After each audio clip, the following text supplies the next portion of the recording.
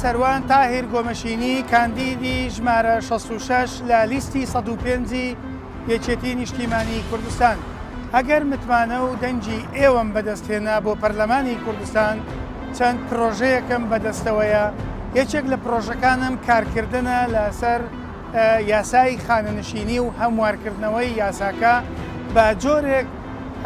کە لەگەڵ داخوازیەکانی خانەنشینانی کوردستان بگونجێ و بتوانین بە شێوەیەک هەمواری بکەینەوە کە لە ئاست ئەو قوربانیدان و ئەو ماندووبوونەی فەرمانبەران و موچەخۆران و خزمەتکارانی وڵات بێ کە زەمەنی گەنجی و تەمەنی جوانی خۆیان بەخشی بە خزمەتی وڵات و بە پێشکەشکردنی توانا و تاقە و قودرەتی خۆیان بۆ بەرەو پێشچوونی وڵات. سەروان تاهیر عوسمان ساڵی 1976 لە شاری هەولێر لەدایک بووە. قوتابی ماستەرە لە یاسای گشتی و پەیوەندی نێودەوڵەتیەکان لە بریتانیا.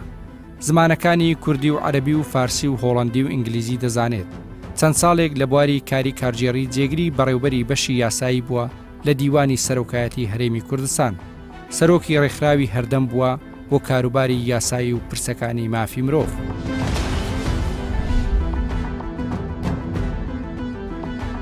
هەر لە چوارچێوەی کارکردنمان لەسەر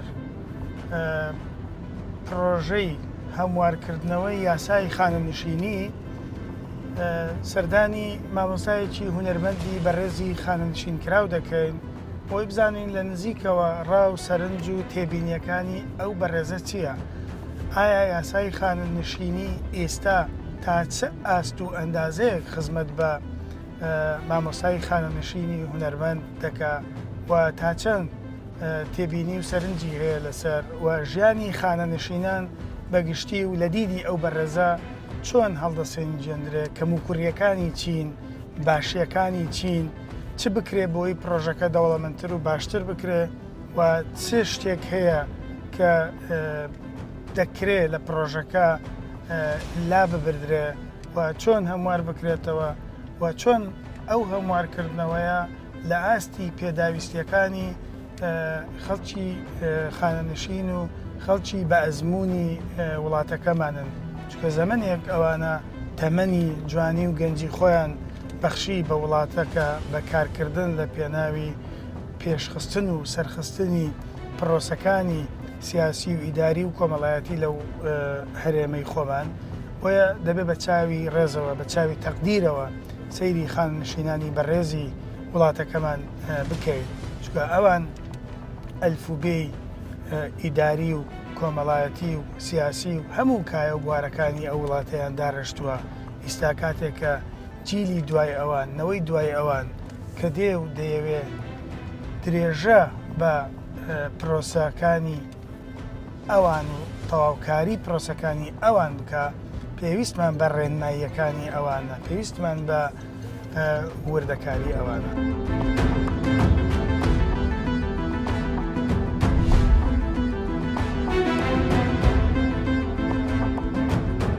پێم خۆش بوو بێم لە نزیکەوە هەم سەردانتان بکەم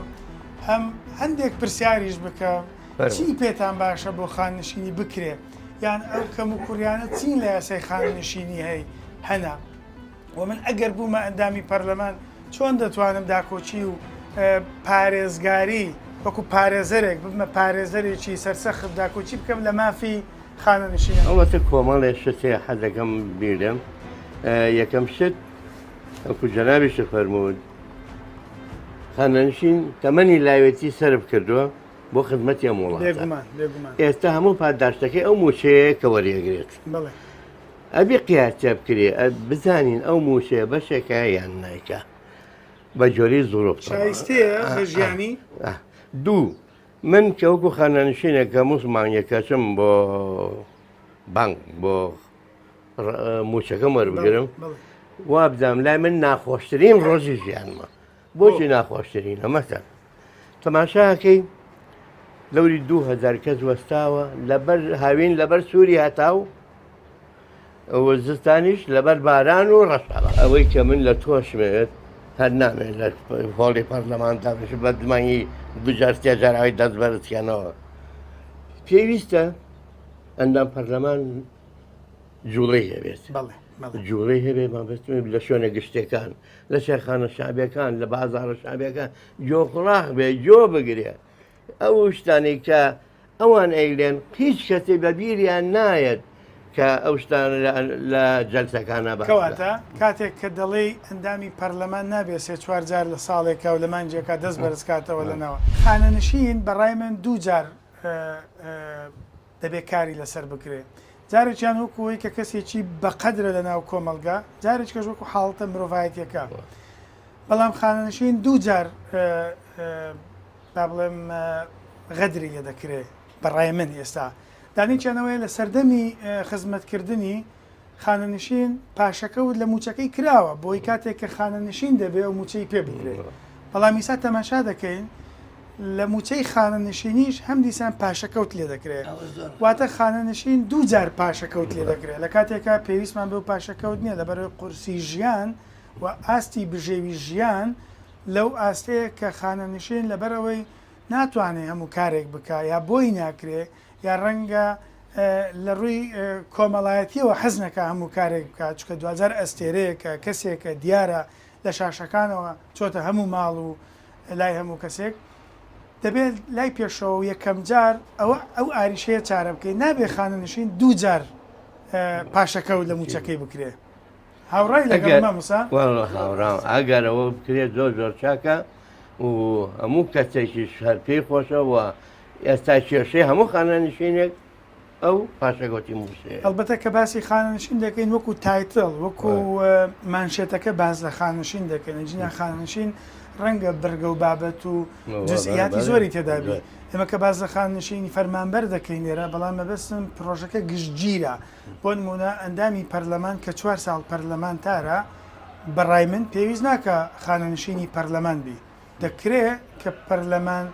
تار 4 ساڵی پەرلەمانی تەواو کرد بگەڕێتەوە وەزیفەکەی پێشووتری خۆی بۆی بارگرانی نەخاتە سەر بەجێەوە من زۆر لەگەڵ ئەمە لەگەڵتم چونکە ئەمە وا لەو پەرلەمانتارانەکە کە هەوڵیان بخوان بگەن لە پەرلەمان بۆ ئیمتیازاتە گەورەی کە لە خەیاڵیەتی نامێنێت کەواتە زیاتر خزمەتەکەکە نەک لە هۆڵی پەرلەمان نابێت بخۆی تەقاوتکە بەکوێکی زۆر هیوادارم دەنگ و متمانەی ئێوە بەدەست بێنم و ببمە نوێنەری ئێوە لە پەرلەمان و پارێزەری سەرسەختی مافەکانتان لە پەرلەمان.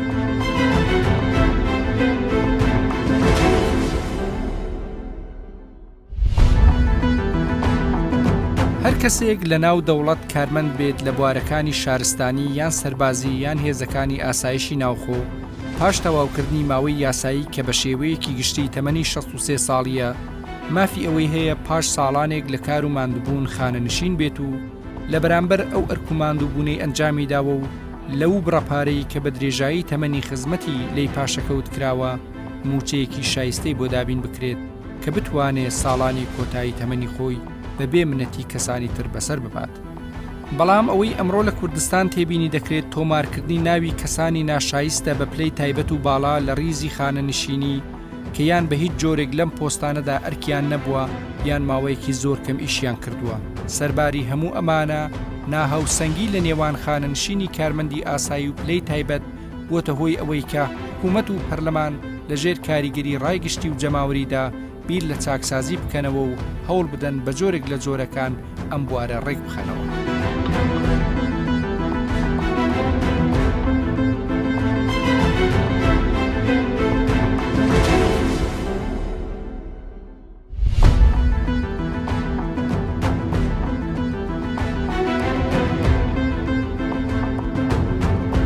جەناب دەگەر سەرنجێک ڕایەک پێشنیارێک لەسەر مەسەلەی خانەنشینی هەبێ سپاست دەکەم بۆ دەوڵەمەندکردنی کارنامەکەی من. وەڵی خانەنشینەکان دوو بەشن یەکیان بەش شارستانین ئەوەکانی کەش بەشی ئاسکەرین باڵین پێشمەرگایەتی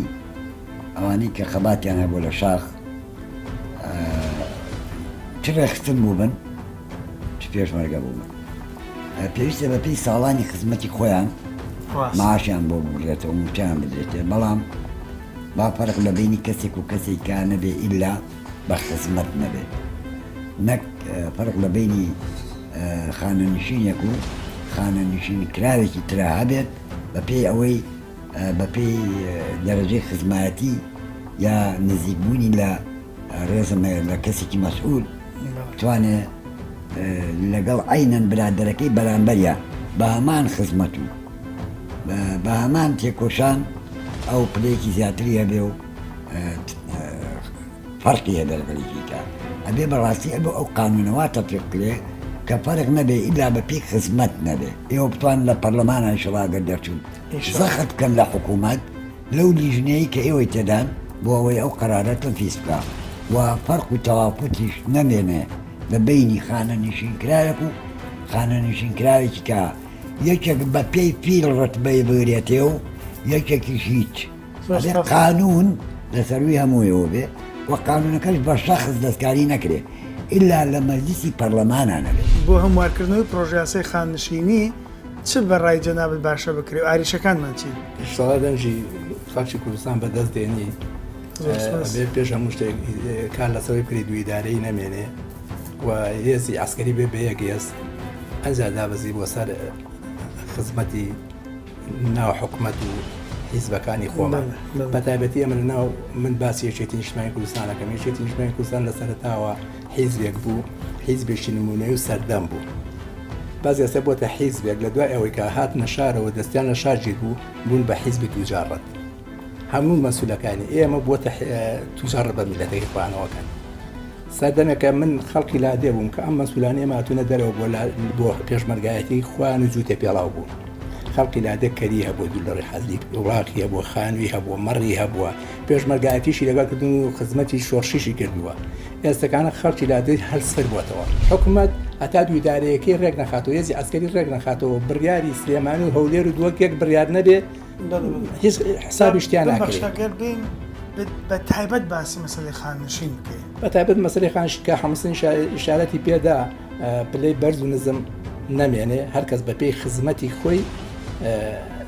حسابی بۆ بکرێ لاوانە من 10 ساڵ پێشمەرگایەتی من بیا 4 ساڵمە 2 ساڵمە بەکە حمەسن 20 ساڵێ بۆ لەگەڵ من حسابی بۆ بکرێ خزمەتی من بە 4 ساڵەکەم بنێ مانجێکمەی مانگەکەم بنێ کە حمەسن بای 20 ساڵەکەی بنێ خۆی خزمەت دەبێ ئەما بێگە خزمەتی خەڵک بکەی ئەگە بەواسیتە و بە پیاوەتی و بە چاکە و بە ڕەفاقەتیش بیکەی منە بم بە لیاو کە حمەسن دەبێت لە ماڵێ دانیشێ هەر عەریت بێ من ئەگەر دەنجی خەڵکی کوردستان بەدەستێنا بوومە ئەندامی پەرلەمان ئەو کاتە بە قووەتی قانون من کار دەکەم بۆ نەهێشتنی ئەو نابەرابەریە کار دەکەم بۆ ڕێزگرتنی لەو کەسانەی کە شایستەی ڕێزن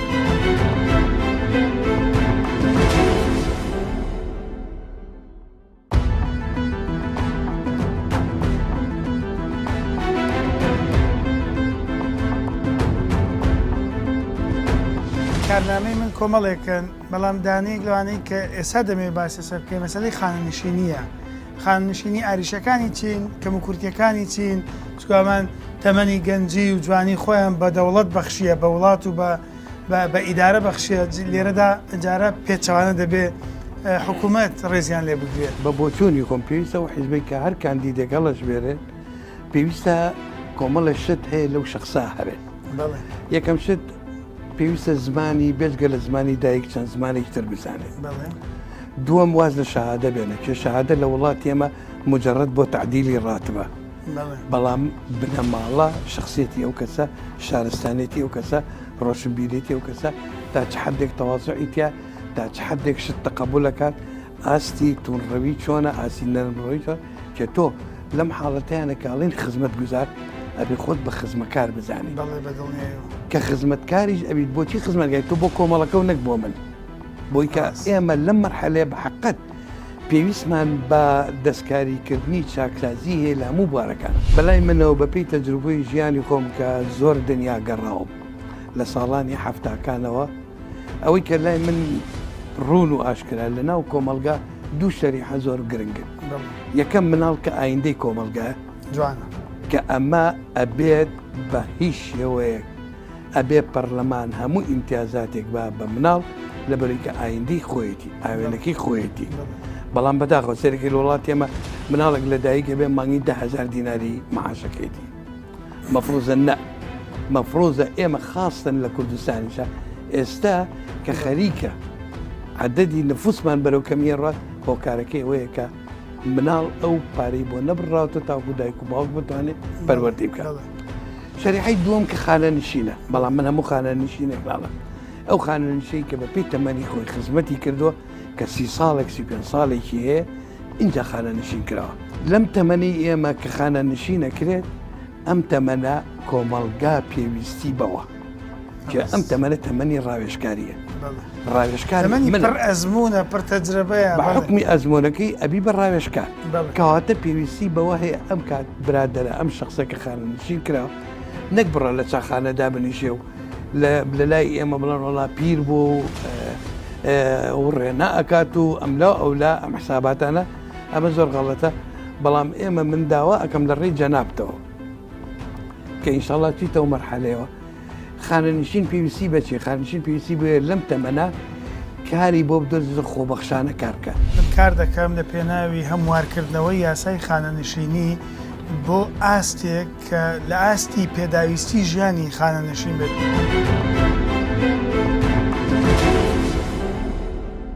لە دوای چەند سەردان و بەسەرکردنەوە و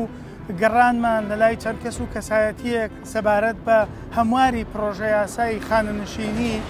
پێم خۆش بوو لەسەر شەقام بە سادەیی پێم جارێکی دیکە بتوانم ئەگەڕای چەند کەسێک وەرگرم لەسەر هەمواری پرۆژە یاسای خانەنشینی بزانم ڕای خەڵکی شەقام چۆنە و چۆن دەڕواننا مەسەلەی هەمواری پرۆژە یاسای خانەنشینی چی کەمە بۆی زیاد بکرێ چی باشە بمێنێتەوە چی باش نییە دەستکاری بکرێ. هەر بۆیە من ڕۆژ باش پێمان خۆشە من وەکو کاندیدی ژمارە 66 لە لیستی 105 یەکێتی نیشتیمانی کوردستان کارنامەی من پرۆژە یاسای هەموارکردنەوەی پرۆژە یاسای خانەنشینیە. بەڕێستان سەبارەت بە پرۆژە یاساکە و هەموارکردنەوەی چیتان پێ دەڵێن؟ تەڵی زۆر سوپاس دەکەم شەقاممە ڕۆیشتم بۆ کاری خۆم بەڵام هیوادارم ئەو پەرلەمانتارانەی کە دەچن بۆ بینای پەرلەمان بتوانن داکۆچی بکەن لە مافی خانەنشین کراوان لە مافی گەنجان لە مافی کەم ئەندامان چکم مافی ئەم میلەتە لەنا ئەو پەرلەمانەیە. تۆش جەنابە دۆکو کاندیدێک کە دەچیتە ناو پەرلەمانی کوردستان هیوادارم میلەت لەبیر نەکەن هیوادارم جێی متمانەی حزبەکەی خۆت بیت جێی متمانەی یەکێتی نیشتیمانی کوردستانی کە تۆ ئەچیت بۆ ناو پەرلەمان بتوانی مافی هاوڵاتیان و پارێزی و ئەو شتەی وروژاندز شتێکی زۆر جوانە بتوانی بۆ هەموارکردنەوە یاسای خانەنشینکردن چمەوە کەسانەی کە خانەنشینکراون ئێستا لە ماڵەوە دانیشتون چاویانە دەستی موچەیەکە کە چەند ساڵ گەنجایەتی خۆیان بردە سەر ئێوە بتوانن جەنابەت وەکو کاندیدێک کاڵی باخم لە یاساش وەکو کارنامە یاسایی بۆ دەکەم بتوانی مافی ئەم خانەنشانە بپارێزی و مافەکانیان بەدەستبین. زۆر زۆر سپاس. و من هیوای سەرکەوتنتان بۆ دەخوازم بۆ خۆتان بۆ لیستەکەتان و سوپاستان دەکەم. گەورە بخێر.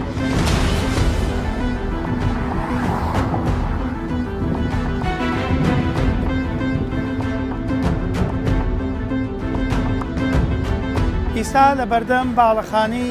بەڕێوەبەراتی گشتی خانەنشین لە شاری سلێمانی و دوای ئەو بەسەرکردنەوە و سەردانانەمان بۆ لای چەند کەسایەتی و چەند هونەرمەند و چەند خانەنشینێکی شارستانی و پێشمەرگە بۆمان دەرکەوت و گەیشتینە ئەو دەرەنجامەی کە بەڵێ یاسای خانەنشینی لە هەرێمی کوردستان پێویستی بە هەموارکردنەوەیە و دەبێت کاری جددی لەسەر بکرێت لەبەرەوەی ئاریشە و کێشە و مەشاکلی زۆری تێدایە کەسانێکی زۆر ناڕازین لە ناهاوتایی موچەی خانەنشینی لە ناهاوتایی ساڵەکانی کە خانەنشینی لەسەر دەکرێت بۆیە ئێمە لە کارنامەی خۆمان لە بەرنامە و پلانی ئایندەی خۆمان کار دەکەین لە پێناوی هەموارکردنەوەی یاسای خانەنشینی لە پەرلەمانی کوردستان لە 4 ساڵی داهاتوو بۆ ئەوەی یاساکە بە ئەندازە و بە ئاستێک ڕێکخینەوە کە بتوانێت وەڵام بێ بۆ پێداویستی و پرسیاری هەموو ئەوانەی کە ڕۆژانێک